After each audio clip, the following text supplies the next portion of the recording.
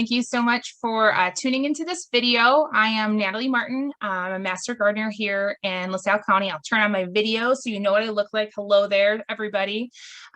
We are going to be doing a program about cooking from your garden tonight. So that's going to be taking things that you grow and turning them into things you can eat.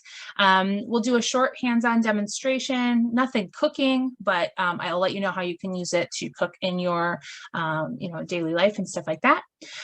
And then I will do a couple of different hands-on things like that. We'll talk about some of the plants that you can grow and the things that you can grow and how you can grow them if you are a novice gardener. So I'm going to turn off my video so I'm not distracting you with my wild hand gestures and almost knocking things over.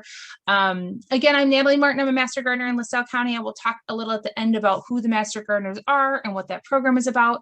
But we'll just dive right into our program. The main thing that when you're thinking about what you should grow or how you should grow, if you're not starting your garden yet or you're not sure, think about where you can put it. We'll do a little overview about how to kind of plan your garden if you want to grow some food crops in your own area. Where should you put your garden? What kind of space do you have? If you have a patio, you might want to think more containers. If you have a larger backyard, you might want to think about maybe a raised bed or in-ground plot. And then think about if you want to test your soil. If you do want to test if you want to put in an in-ground garden that you make just right in the earth, you'll need to test your soil to make sure that you don't have any heavy metals or toxins in your soil. This is only really important if you're going to be eating the food. If you're just growing flowers, it's not a big deal because you're not eating those things. But when you grow a plant, those roots pull up the nutrients and water from the soil. So all of those things that are in the soil are going to go into your plants and into your food crops. And then you also want to think about where your yard gets sun. So when you think about that, you'll think about, how long this specific area gets sun, how many hours a day. There are ways you can measure it. If you just Google how to measure sun in my yard, there'll be little kind of tools and things like that, but you can also just estimate it. A lot of plants like vegetables and things like that, they need a lot of sun because that's how their leaves are going to do photosynthesis. That's how they're going to make energy to grow those nice big juicy tomatoes or whatever. So you want those plants to have 6 to 8 hours of sun per day. So if you have a mainly shaded area, other things might be a better choice than tomatoes or cucumbers or zucchinis or things like that. We'll talk about raised beds really quick because a lot of times this is a really easy way to make a vegetable plot in your backyard. Raised beds are great because they can control the water and nutrients that you have in your plants. They're a little more accessible if you're somebody that has, joints that maybe it's hard to bend down or kneel for a long period of time because you could set up a chair right next to your raised bed if you make it tall enough. If your ground has poor soil quality, this is a great way to keep your plants out of there. You would put a permeable barrier inside of the box so that you can't get those toxins from the soil up into your raised bed. And it's a little less restrictive as far as space or hours. You can kind of move it to where the sun is and where the area is rather than where the open patch is. In-ground gardening is a great option if you have the space for it, if you have the great and good decent soil. You might think it's more affordable because you don't have to you have to build anything, you don't have to buy anything. You can just dig up the grass and dig up the dirt and go to work in that specific space. You might think it's less work. I mean, I would argue that it is still quite a bit of work because you do have to prepare that soil, but it could definitely be considered less work if you're going to build that raised bed yourself or haul in all that soil, things like that. And again, it works great as long as you have the right space, a good amount of sun, and the right kind of soil. And then the last one, and I think what might be the most common, maybe for people who might be watching this program, would be growing in containers. So that's going to fit any situation. If you have a patio, if you have a big yard, you can grow some stuff in containers. You can grow stuff in your front yard. If you really only have driveway space, things like that. They really fit any situation. They don't take up a lot of space. They don't take up a lot of water or a lot of soil. And they're great if you have unfit soil in your yard. They're movable. If you know, are going to need to use your yard space for something one day and then you can move them right back. So they're really a nice flexible option. You can also go vertical. Here in this picture, there's quite a few different varieties of things, some made out of recycled materials, some things that you would construct.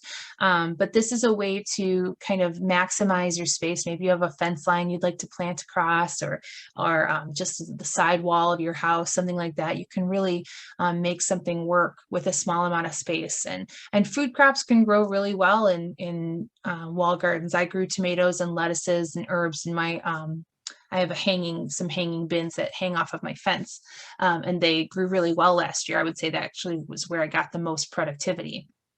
In this picture, if you can see where my mouse is, these are peppers right here, herbs, this is basil. I think this is maybe rosemary up here. This looks maybe like dill. Again, more peppers, parsley. So really you have some nice food crops here. And here you have some tomatoes in this container that you can see. And then these here in the plastic water bottles look like lettuces. Up here, these look more like ornamental plants. But again, you can grow really anything in those pallet gardens. What kinds of plants should I grow? It's always, you know, tons of people are saying, hey, I'm going to have a garden for the first time this year. What kinds of things should I grow? And it's really all about what you're going to use. You don't want to grow something just because, you know, maybe everybody grows tomatoes in your area and you're like, well, I don't really eat tomatoes.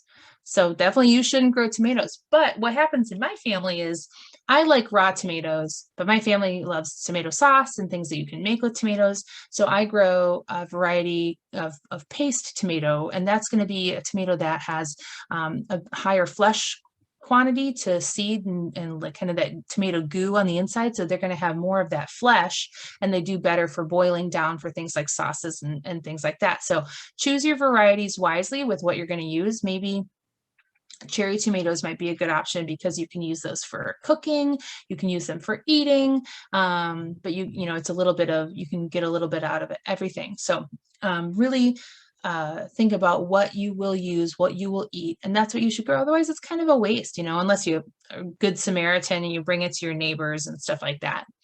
How much sun do you have? If you only have 4 to 6 hours of sun in your yard space, things like tomatoes are not going to necessarily be the right choice for you, but things like herbs might do okay. Some squashes do decent if you don't have a ton of sun. You know, they don't like it to be too hot all the time. So really kind of do your research about what plants varieties you want, and then how much space. If you only have a small yard, you should not grow pumpkins or something like that that takes up a lot of space. You know, if you have a small amount of space, you might want to grow some stuff in containers, because you can really grow a variety of different things all in one area. And then lastly, think about what your budget is. If you have a small budget, you might want to think about growing things from seeds. You might want to think about the way you can maximize. Maybe you should only grow 2 kinds of things, or a flat or something like that. So think about kind of how you can use that budget to maximize your garden. As far as fruits, I'm not going to go on here right now, but the University of Illinois Extension has a nice directory. I'll click on it. We'll see how it goes. I hope you guys can kind of see it here, but they have an extension. The extension has a directory for a whole variety of different things. This is the one for small fruits. So things like berries, grapes, different things like that. These are things that are known to grow in our the Illinois zones. So this is going to be, you know, the things that are going to be the varieties of these fruits that will grow the best. And they have a directory like this for tree fruits. They have one for vegetables, herbs, things like that. So you can really use those extension directories. I'll include links, and I'll send them to Laura over at Raddick Library, and she's going to put them in the episode description. But you can put them, you can really use these directories to figure out what might be good varieties for you to start with if you're a novice. or which kinds, maybe to try next. So like I said, they have a directory for fruits, fruit trees. They have one for vegetables. And then they have one for herbs, and herbs are a great choice. If you're a novice gardener and you haven't grown a lot of things, herbs are really forgiving, and you can use them in so many different things, throughout the cooking season. Certain kinds of herbs are also great for pollinators. They have great smells. Some can even be perennials. Some varieties of rosemary, lavender, thyme, some oreganos can overwinter if it's not too cold. Usually lavender does fine, and my thyme seems to grow back every year. Chives grow back every year. So that can really, if you're thinking about maximizing your budget, they might be a good option because you can try them and then they'll hang around. You can also put your herbs in containers and bring them inside during the fall, winter, spring, and keep them going all throughout that season and use them all winter long. So that's a fun idea as well. And then we'll talk really quickly about the plant selection for containers, for container gardens, because not every tomato plant is going to do great, but there are specific types of plants that have been selected for the size of their plants. So they'll be marked as compact or container tomatoes or things like that. I bought a compact Roma, which again, Roma is that paste variety last year. And it was amazing. It did awesome. But so some kinds of peppers can be grown in pots, some kinds of tomatoes, strawberries, different kinds of things like that. So you can really, even if you're growing only a container garden, you can still grow a lot of different things. You just have to do a little research and select the right plant. And your garden center should have them labeled, or you can call ahead and ask or talk to them about it. But you do want to make sure that those containers are in an area that has enough light, and that you're choosing those varieties that won't take up a lot of space. Most herbs can do really well in full sun, partial shade locations. So you can really use those just about anywhere. The one that I will make a note of very quickly is if you are wanting to grow mint. I'll be talking about mint during one of our cooking demonstrations here.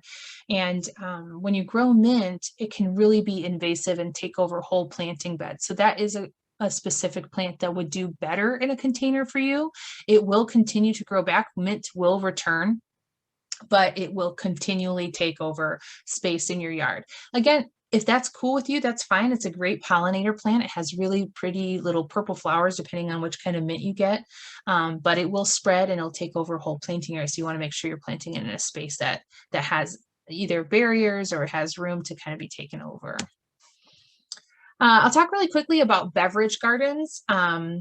Because this is one thing that I'm growing this year, and we'll do a hands-on or little demonstration here in a second about a beverage, but basically it's an area that you specifically grow things that you would use for beverages. This could be cocktails, it could be mocktails, it can be lemonades, it can be whatever.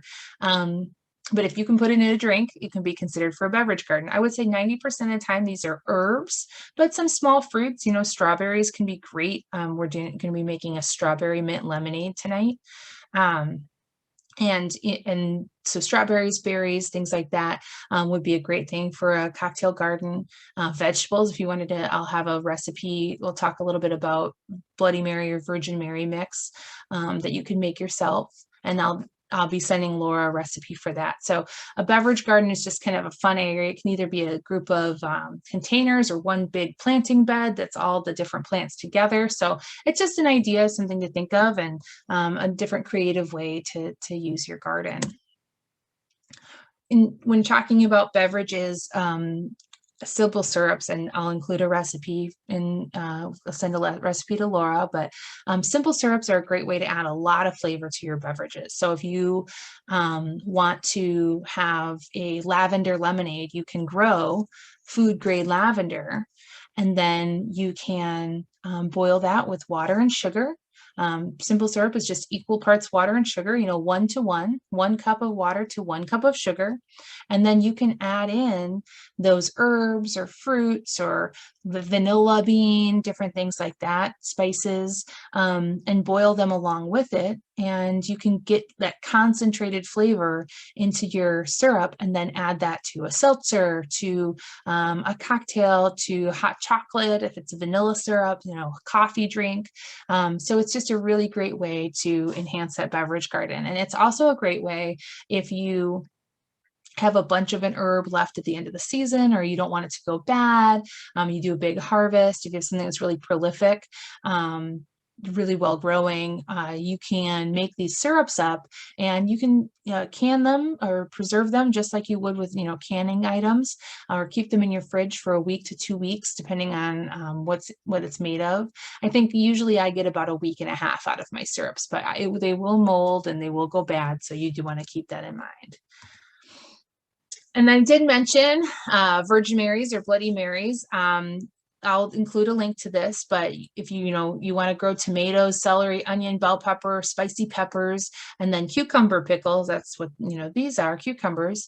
You can make your own Virgin Mary mix, and you're going to make your own kind of tomato juice by pureeing these tomatoes and boiling it down and straining it out. And you boil all these things together, and lo and behold, you have Bloody Mary mix, and then you can just drink it on its own.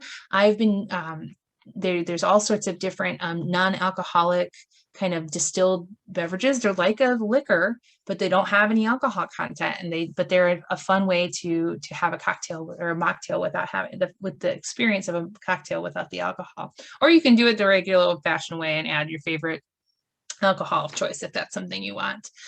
So that's a really fun idea for a way to use things from your garden, or kind of grow your own. And then we'll do a quick hands-on demonstration here, and I'll turn on my video here. But we will have, again, a recipe for this in the in the show description, and Laura will have it. But so we're going to make a strawberry mint lemonade today. And unfortunately, it's not going to be mint lemonade because we are in a pandemic and we always seem to be short on different things. I could not get any mint today. So we're going to make it without. But what you would do, I'm starting with frozen berries because we also had a strawberry shortage. I'm going to stop my screen share so you guys can see it a little better here. Looks like maybe I need to be the pinned view. Hopefully you can see that better. So I've got some strawberry puree. Now you can make this yourself. I use my blender, but you could muddle it, and by muddling it means just like squishing it together. But I pureed it, and after you puree it, this is when you would add your mint. And the reason that I wanted to add it after you puree it is because when you mix red stuff and brown or green stuff together, you get brown. And I really didn't want to have a brown drink. So I only wanted I wanted some red, and then I wanted some flecks of green going through for the prettiness. But unfortunately, you don't get that experience because I don't have any mint, because the grocery store didn't have any. But you would just kind of chop up your mint really small, and you would mix it into your strawberry. So I've got, this would be, I guess, about 15 to 20 strawberries. I used frozen, like I said, because the fresh ones were there's a shortage, so I didn't grab any. But then you have that. And I used just frozen lemonade concentrate. You could use lemons if you have a lemon plant. Like in the slides, I said you could have Meyer lemons, or I have a lime tree in my house that I keep indoors. So you could definitely grow a lemon tree and bring it out for the summer and then inside for the winter. But so this is just lemonade concentrate, is just simple syrup, so that water and sugar combo, and then lemon juice. So that's all this would be. And we're going to mix. I'm going to use all of this lemonade concentrate. This is just one can, and you can find that in your freezer section. And we'll pour it into our pitcher here. And then imagine that this is my strawberry concentrate or my strawberry puree that has my mint leaves mixed all through it. I'm going to slowly mix that in so I don't get a big splash here. And then, so we grow strawberries at our house. and they always vary, it seems, in sweetness level. So, and this is when, you know, if you were going to make your own concentrate, this is when your sweetness level would be really up to the person who's making it. You could always add more simple syrup if it wasn't sweet enough for you. But I'm mixing in my strawberry puree and my lemonade. And then you would normally have your mint in there as well. And that mint's going to give this really refreshing, just kind of contrast in flavor. And then I've got my glass here and I'll pour a little in so you can see what it's like. Mine is thick. So if you don't want it to be thick, mine's like one step away from a smoothie. I don't know if you can see that. If you don't want it to be that thick, just pour a little bit more water in. And you can have it more of an actual lemonade consistency. And that's great too. So you can kind of see the difference when you pour it of the thickness level. So we've got some strawberry lemonade, and you can use fresh strawberries when it comes time to have strawberries be ready. We're really close. All of my strawberry plants have tons and tons of blooms on them. So it's pretty close now. We'll have strawberries hopefully in about 2 to 3 weeks here, which would be amazing. And yeah, you can go out and gather them. It's just really refreshing. If you wanted it to be like a frozen beverage, you could freeze those strawberries. It would also help you if you have tons and tons of strawberries. You could freeze them and then pull them out whenever you need it. But like I said, it's 10 to 20 or 15 to 20 strawberries in that, and then 1 whole can of lemonade concentrate. If you wanted to make your own, absolutely do it. It's just one of those things that, you know, it sometimes pays off, you know what I mean, to make your own, because you get that nice tart fresh and you know where everything came from. But as much as I love all of you, I wasn't gonna make homemade lemonade concentrate today. So my apologies for that. I'm going to switch back to my screen share while I get my supplies changed over, and we're going to do one more hands-on demo here. So the next thing that we're going to do, pay no attention to the man behind the curtain here as I get everything together, but we're going to make some bruschetta. And bruschetta is a really versatile thing, I think. Very versatile because you can use it as an appetizer. Let me get there's bruschetta. Bruschetta is a mixture of tomatoes, basil, garlic, always necessary. And sometimes you can put red onion in it if that's your thing. Sometimes people put mozzarella cheese. And then depending on your preference, I'm putting balsamic vinegar in it tonight. A little olive oil to kind of help hold everything together, and some salt and pepper. So here I am, magic. All of my strawberry stuff is put away. I'm going to cut this tomato for you guys, just because in case you're somebody that hasn't ever worked with fresh tomatoes, you can do this with jarred tomatoes. It's not as refreshing and yummy as it is with fresh. But so this is just like a regular tomato. It's not a beefsteak. This is a tomato on the vine. So this is going to be, beefsteak would be the really big ones that are for slicing for sandwiches. Romas are going to be the ones that they have a little more assertive flavor, tomatoey flavor. They're a little sweeter. Use them a lot for sauces, things like this. And I'll kind of show you a little different. I'm using a serrated knife. This is actually a bread knife. Let me see, I have something in the chat. Oh, thank you for reminding me to turn off screen share. There we go. I forgot. All right. So this, I'm using a serrated knife. I don't know if you can see it, but with tomatoes, they can be really delicate. If you squeeze too hard or you push too hard, especially when they're very ripe, they're just going to squish out, and that's not great. So when you use a serrated knife, you can kind of see it just slides right through. And the thing about tomatoes that you want to remember is you want to remove that core. This part where the tomato, this is exactly where the tomato grew on the vine. And that is going to be this really tough, woody part of the tomato. So I like to just cut around that. And you can, some people cut it in half and then try to get it out. I just try my best to just go up. But so I just remove that whole part. And you don't want to eat that. You can compost it or whatever. But then we're going to go through and just kind of dice this up.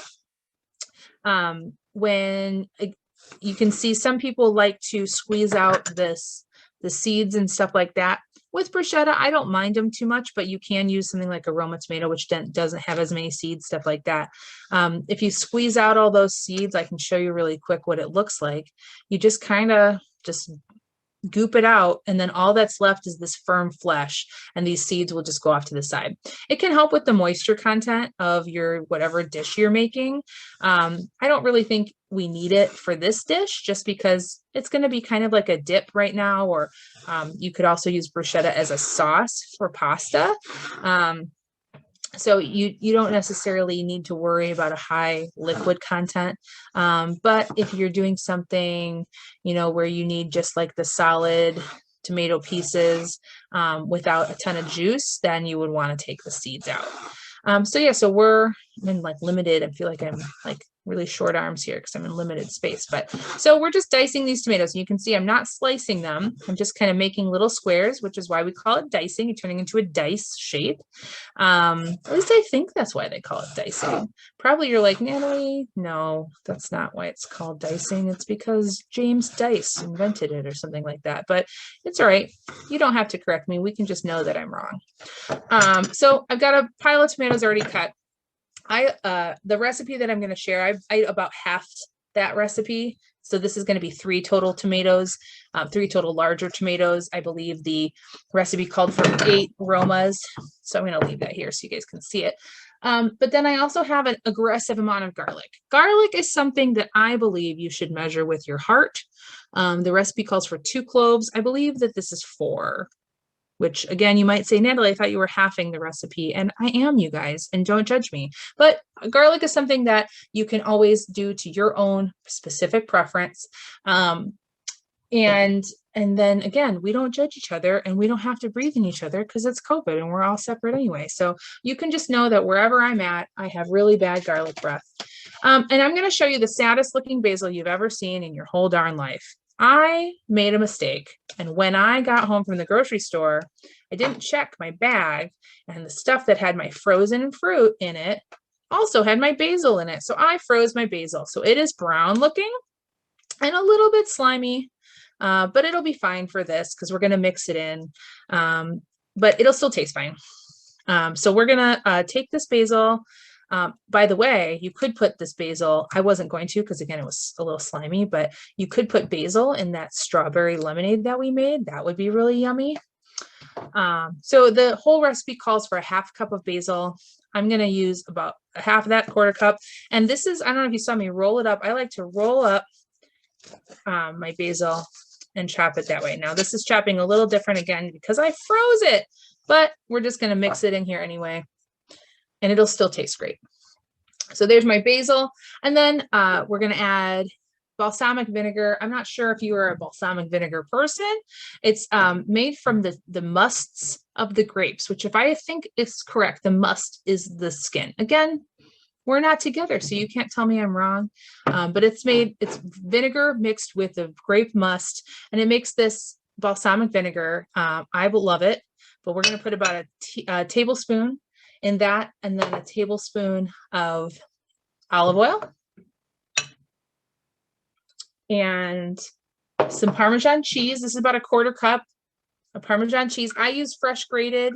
If you're a shaker cheese kind of person, if you're a bag of cheese kind of person, whatever kind of Parmesan cheese you use is perfect for this. I am going to put another aggressive amount of cracked pepper because again, pepper is something you measure with your heart.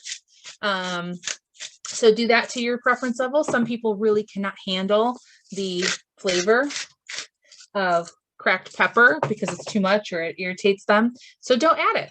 That's all fine.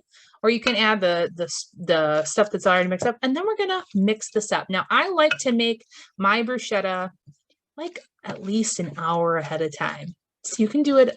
The longer you let it sit, like the basil might get a little even slimier than it already is. But if you made it too far ahead of time, like a day, it would be a little slimy. If you have big chunks of basil, you can chop it really small, or you can use dry. But I like to let this sit so that those flavors, the garlic kind of melds together. If you're a person that has a problem, and then you're done. Look, and then I'm done. I have bruschetta. You could add this to pasta. You can boil your pasta and put the warm pasta in with this, and it'd be amazing. You could put it on toast. You could put it on pita chips, tortilla chips sometimes, so you like that crunch or whatever. You could add it as a topping to a sandwich, all sorts of different things. One thing I will show you down, I don't know if you can see it down at the bottom, you get this liquid that comes up. If you don't like that liquid, it's fine. It's just it's just tomato juice, and as the salt reacts with the tomatoes, it's going to cause the juice to come out of it. But if you don't like that, you can just drain it off. You can just kind of use a slotted spoon and grab your bruschetta out with a slotted spoon. That's all perfectly fine. But bruschetta is amazing. It's super easy. It uses a ton of stuff. At least if your basil is like my basil, it's prolific when it comes to the summer. It's growing and growing and growing and growing and growing. And you just can't, no matter how much you're using too much. So it's a really great thing to use all of that basil for. I'm going to share my screen again.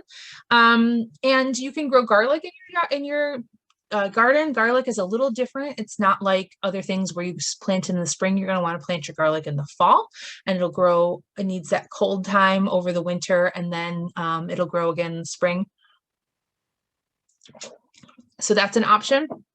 But bruschetta is a really great thing, kind of show off the tomatoes and the herbs and stuff like that you grow in your garden.